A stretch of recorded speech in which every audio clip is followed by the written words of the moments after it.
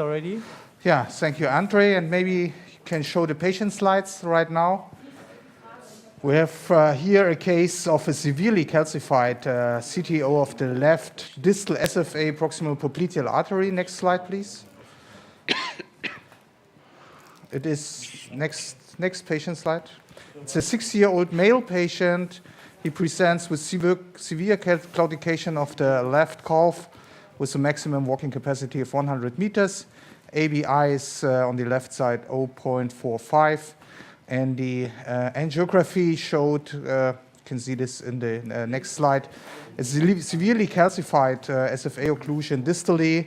And there was already a recanalization attempt undertaken recently, which failed in an antegrade fashion. Next slide.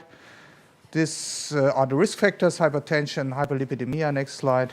And this is the corresponding angiography. You can see here patent arteries in the iliacs, proximal middle SFA, and then distal SFA, proximal popliteal artery here on the left side with an occlusion. Runoff is okay, 3-vessel runoff. The occlusion itself is heavily calcified. And beforehand, we excluded here a popliteal aneurysm by ultrasound. Our strategy, Andre, please. No, please. Yeah. We come again as a standard approach from the right groin in crossover fashion, and we'll do a second attempt here with an antegrade guide wire passage, although it's failed already somewhere else to pass here. And if we also will fail due to the calcium, so we are ready to come from a retrograde approach via the anterior tibial artery.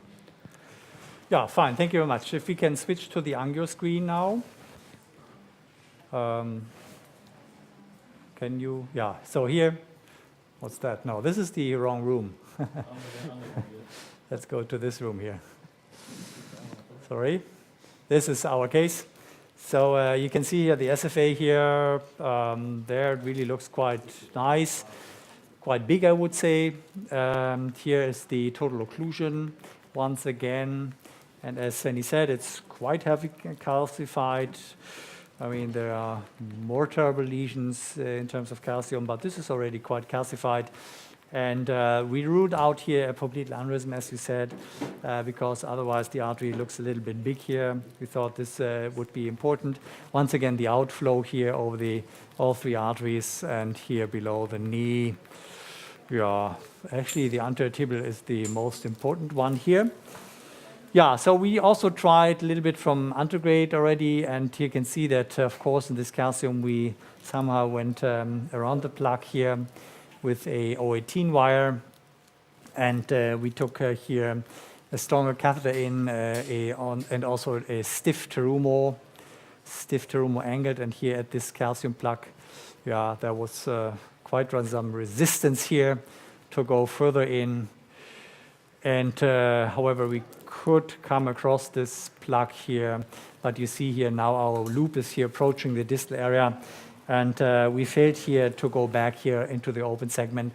It's relatively parallel, and actually, of course, we do some more attempts usually here, but not too many, because then, I mean, over time you just destroy these collaterals distal, and therefore, pretty soon, also here we go retrograde here to this occlusion. Yeah, of course, you can turn the patient now and puncture the popliteal artery. However, we leave the patient here as he is, and if we cannot puncture the distal SFA because the occlusion is going too far down, we actually puncture here the proximal antertibial artery. And of course, if all 3 arteries are open, it may be a little bit confusing, but in the left oblique view here with a C-arm, you can see here that the middle one is the antertibial artery. We took already a 7 centimeter 21 gauge needle into the skin. And here, of course, we had to take it out again and reset it a little bit to our left side to have the needle really on top of the artery. And then we actually went down. Yeah, you of course can also do it with ultrasound. However, I think sometimes the artery is relatively deep here in the calf and maybe difficult here to see. So therefore, you inject a little bit of contrast. Calcium also helps us here to find the artery. And with this, it is usually clearly relatively, I would say, not really a problem here to take to hit the artery and take a wire in. This is a V18 control wire, 018, and we followed here with a with a support catheter. That's where we are actually, and we attempted also a little bit from retrograde, but we came into this plug. So also here we loaded now a small balloon, a 4 millimeter balloon, to use this kind of car technique as we have just shown in Ajax. Well, usually we take a balloon in which is relatively big already, not too small, actually, according to the reference vessel diameter, maybe 5 or 6. But our plan is actually, after taking the wire through here, to take a scoring balloon and to take some time for vessel preparation. So therefore, we slowly upsize our balloons here, and therefore it's the 4 millimeter balloon now. So I take it up here, and again we change C-arm positions to see whether the wire from retrograde is close to the balloon shoulder. From antegrade, I think this is the fact here, and therefore then if you try to take the wire through, when I deflate here the balloon and also take it out of your way, then this technique is really often very nice. I mean, you can sometimes repeat it. For example, here, what do you think? Okay. Shall I repeat it? Should have taken it maybe a little lower, but let's see. I can try it once again here. Just a moment. Let's try it here once again. Some repetitions can be really quite helpful. Or a bigger balloon.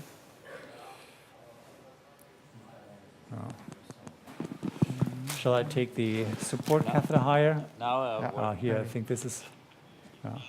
Andre, are you concerned about getting tibial access in claudicants? No. We have done it so many times in CLI cases. We have checked our puncture areas also later on, partially with ultrasound, angiography. We've never found anything, and therefore, no, we don't. We are not concerned, and I think it's more a complication to try an intervention and fail and take the patient from the table than puncturing here without any sequela. Andre, can you explain a little bit on this CAR technique? This CAR technique is coming out of cardiology, and it seems to work very, very well. So how do you really explain it? Is this balloon creating like a lower pressure, or is there some adherence between wire and balloon, or is the balloon just softening the plaque or the false lumen? How can you explain this from a physical point of view? I think it's just destroying the plaque, and therefore this is how it helps. Yeah, new wire maybe, and if this doesn't, that's, I mean, for example, if the balloon is undersized according to the reference vessel, it's not so effective as if you really take, I mean, in SFA, a 5 millimeter balloon in, or even 6, then it's more successful. Like, I clearly think it's the destruction of the plaque at several levels. Yeah, but it's really so helpful. Yeah. Okay, here, this wire was a little bit destroyed. So you see here Judkin's right catheter, which we angle now to the arterial wall, so that we cannot see here the, ich glaube, wir brauchen noch ein bisschen mehr Engel. The opening of the catheter, so it's really heading to the arterial wall. And now we take, once again, a V18 in. Hopefully this works, not sure. Here you just really need a good angle in the wire, the perfect one, and of course the bigger the artery is, the more difficult. But here I think it's right on top, at the distal tip, and then you drill the wire a little bit, and then it usually is unproblematic to get it in. Yeah, without X-ray, we can now push the wire through. And next step will be here to take the angiosculpt in for vessel preparation. I think this is really very important. I think we learned a lot in the past using drug-coated balloons, using drug-eluting stents, that actually vessel preparation is something which is really crucial. And therefore, also, before we take a stent in, any stent, we more and more prepare the vessel in a very rigorous and thorough way. Andre, at which time are you starting to compress the tibialis anterior? Because now you don't need any more the tibialis anterior. Yeah, exactly. So sometimes if the lesion is really very difficult and we may expect here difficulties to get the balloon through, stents through, then it's very helpful to have this kind of pull-through device to facilitate, introduction of the devices into the lesion. You can not only, so that helps to even pull the device into the lesion. So therefore, in calcified lesions, we keep it a little longer in this excess. Otherwise, we could, of course, now, when we take our time for the preparation of the artery with the balloon, once we are through, take already the distal excess out. Yeah, what do you think? Shall we start here? Yeah. Okay, so this is now a 6 millimeter balloon. Yeah, we should take it up very slowly. You can see the entrance or the exit of the occlusion. I think 6 is a good diameter. What do you think? Yeah. I think it opened up nicely here. Andre, another question with regard to your retrograde access artery choice. You could show initially that the main outflow artery is the anterior tibial artery. However, the posterior tibial was patent at least at the proximal part. Why did you nevertheless choose the anterior tibial as an access artery? Is it easier to puncture proximally, or what's the background of this? Yeah, clearly we also have these thoughts, which artery should we actually puncture if all 3 arteries are open, which is the safest one to puncture. And clearly, of course, I mean, if something happens at the anterior here, that would be bad because it's the main artery. Again, we have seen it to be relatively very safe, but nevertheless, we could have punctured another one. We like the proximal antertibial artery access for this kind of very calcified SFA popliteal occlusions, because the antertibial artery is usually big enough also to take a 4-French sheath in. So also here we choose the sheathless approach, but if we would have failed now to get the wire through, we would have taken, without any concerns, a 4-French sheath here into the antertibial artery and load also balloon from retrograde and do some kind of other techniques, double balloon techniques and so on. So therefore, proximal antertibial artery is actually, I mean, we do it very often for these kind of distal SFA popliteal occlusions, and I think it's very safe and very helpful. Sometimes I know that I think we have. Sometimes you are injecting some local anesthesia, or you're performing local anesthesia in the area of the balloon if you are preparing very aggressively the artery. In these cases, it's not necessary. Local anesthesia, yeah. In this case, it's not necessary, so the patient doesn't feel pain here. Yeah, indeed, if we have to open up very calcified SFA lesions and the patient feels pain with opening the balloon, then we take a long 9 centimeter, 21 gauge needle from the skin down to the plaque of the SFA, and we inject local anesthesia around the plaque. And this is really fantastic. It helps really a lot. Patients do not feel anything anymore. Here in this distal area, of course, also a little bit more difficult because the artery is very deep. you have to puncture a little higher and direct the needle downwards, or use frog leg position of the leg to get the needle here down to the artery. But of course, if this would have been painful here now, we would have also done this technique here. Andre, it's John So I think this Runback. is my I don't know last. if you can hear me here, but you know, clearly with DCB we have greater tolerance for the end angiographic result where we avoid stenting. How do you make that decision? You know, when you have kind of luminal irregularity after DCB, no flow limitation, as to when you will put a stent? What's your thinking?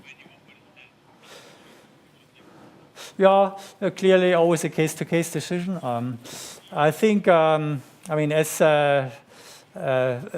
Fanelli showed in calcium, you clearly, I think, should think twice to try just a drug-coated balloon.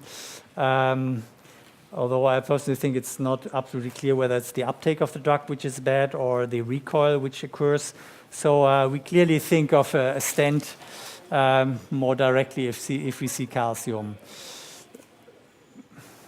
So in this case, calcium, I would not really await the angiography to decide. So we reversed here the wire now. I would, due to this calcium, difficulty to go through. Also, this bidirectional approach clearly shows maybe more dissections which you want to fix with a stent. It may be due to the bidirectional approach. It may be due to the fact that in difficult lesions you need bidirectional approach. But this kind of case here would be a stent case for us. Andre, could you 720, oder? address, Fanny? after you 120 oder after you 140? pull your anterior tibial 140. access? 140. 140.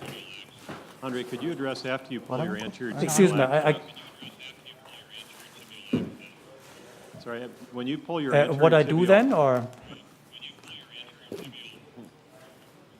Do you mean for hemostasis? Yeah. What I do for hemostasis, with the sheathless approach, we just press with our hands.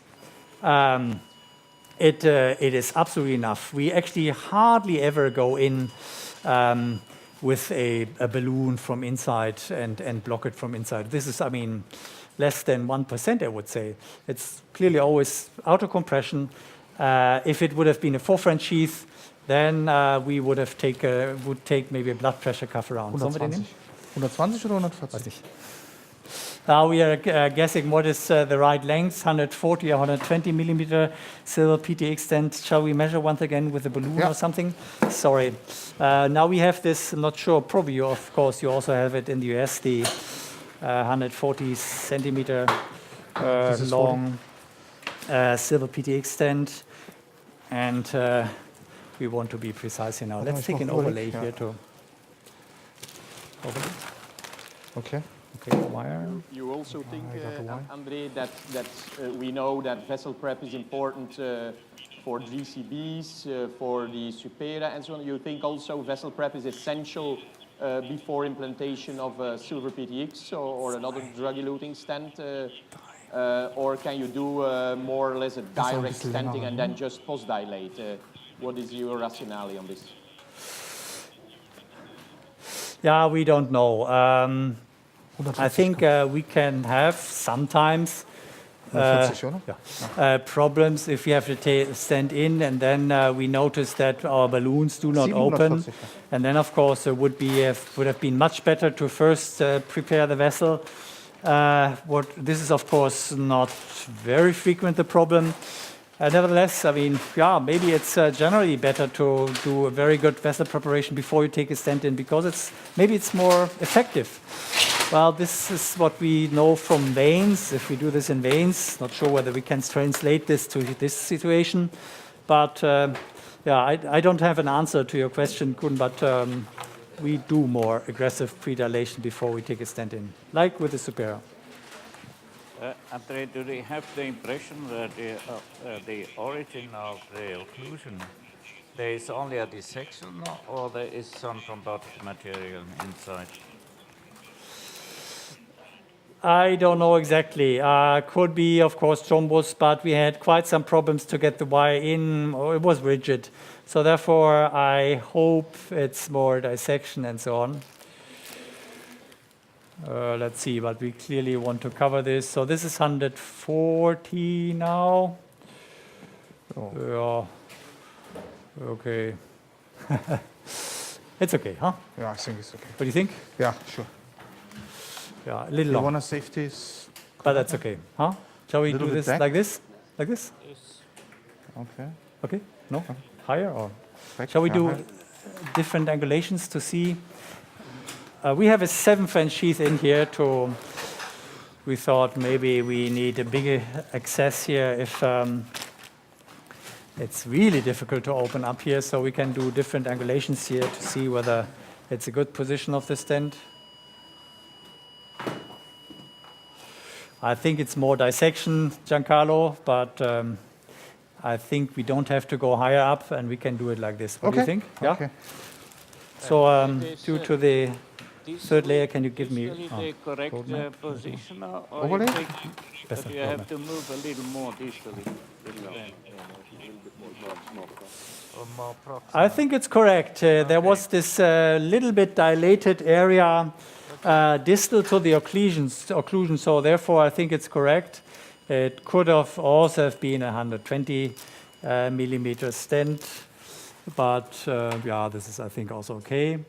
So just a moment.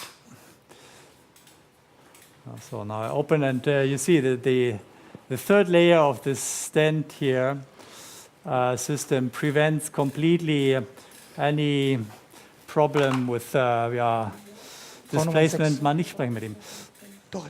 So I do not pull on the stent system, and it stays absolutely precise here. That's really a very nice technology here. Okay. Yeah, still some residual stenosis, and now we postulate. This new delivery system really helps on these lower PPX, the old pin and pull, which is tough to be precise.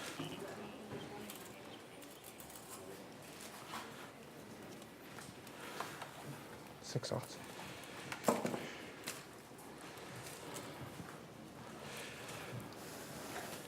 Would this have been an atherectomy case for you with regard to the difficulties to get the wire through? Is it safe, or probably the wire was very often subintimal?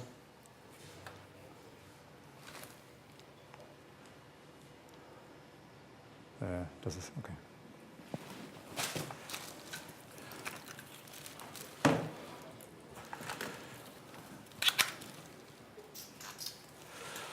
Okay, we postulate here now with a 6. Patient doesn't feel anything.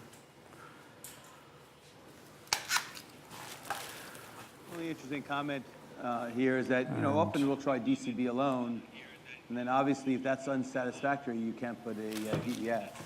But, you know, debate SFA suggested that DCB and BMS is comparable to DES, so it's another strategy if you think you might be able to avoid a scaffold primarily.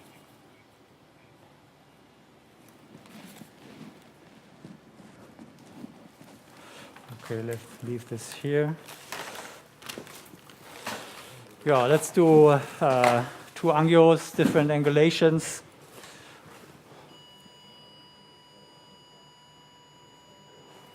That looks, I think, very nice.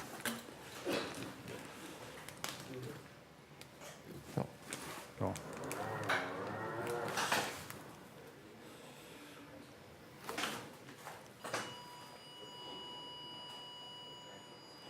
Yeah, I think we're quite happy with this. Yeah, it's very impressive, the results, also in the second plane. Can we see the puncture site of the tibialis anterior? I just pulled it in this second, so if I show it to you now, it will bleed. Will not look very nice. I have to wait now 5 minutes. I can show you later the picture, but really, in that second, I pulled it out. We have, I can give you 2 minutes. Maybe you can see the show the final results of the last case. In the meantime, you can compress the tibialis anterior. Andre, what are you using for anticoagulation? Okay, thank you. During the case, we actually have 5,000 units of heparin. In the past, when we started with retrograde approach, we were very concerned to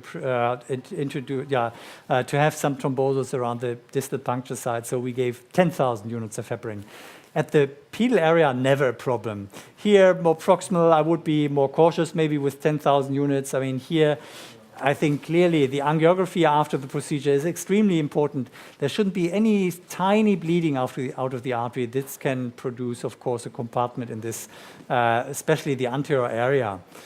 So now we do 5,000 units heparin. Here, this case, 7,500, because we've waited. So patient was here on the table for some minutes already. But otherwise, it's not different to any antegrade approach procedure. So, Andre, for lesions like that, what about the following options? And if you can tell me what you feel is about each of them. One is drug-coated balloon followed by Supera. The second one, drug-coated balloon plus drug-eluting stent, or versus just, let's say, atherectomy with the debulking and then Supera. Yeah. So clearly, of course, I think atherectomy, distal SFA poplitea is always a good idea. I have concerns when I feel problems taking the wire through, being very far, I mean, around the plug, having to use both access sites. I would be afraid to somehow maybe, especially with the directional atherectomy device here, to harm the artery, to cut into the wrong directions. So therefore, in this very complex lesions, I personally do not use so much atherectomy. Drug-coated balloon only, I think, no, not in this calcium and in this dissection. I don't think it's a good idea. To combine it with a drug-eluting stent, we have no data. Maybe it's a brilliant idea to have, also long-term drug release then. The combination of drug-eluting balloons plus Supera is also appealing. My little concern is that sometimes after drug-coated balloon, we see that the artery gets bigger because of some kind of positive remodeling, and the Supera is never oversized, so we may at least theoretically see in some cases that the Supera loses wall contact. If this is a problem or not, we all don't know, but so therefore, we don't know. We don't do it very frequently, but clearly sometimes, especially also for in-stent restenosis of Supera. So I can try to show you now whether we have hemostasis. Not sure, that was a little short now. Ganz ruhig liegen, bitte, ganz ruhig. While you're looking down there, just to continue that discussion, Still a little bit of bleeding. what do you think of some of these emerging technologies like focal dissection repair with intact or something like that? How would you utilize those technologies?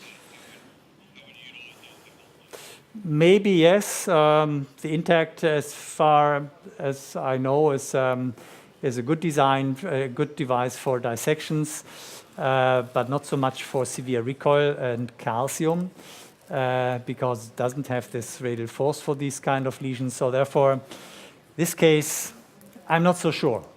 Maybe not in this case. So, Andre, do you consider to reverse anticoagulation if you still see some bleeding? Is this something you are doing in your daily practice? Protamine, for example? Very rare. Extremely rare.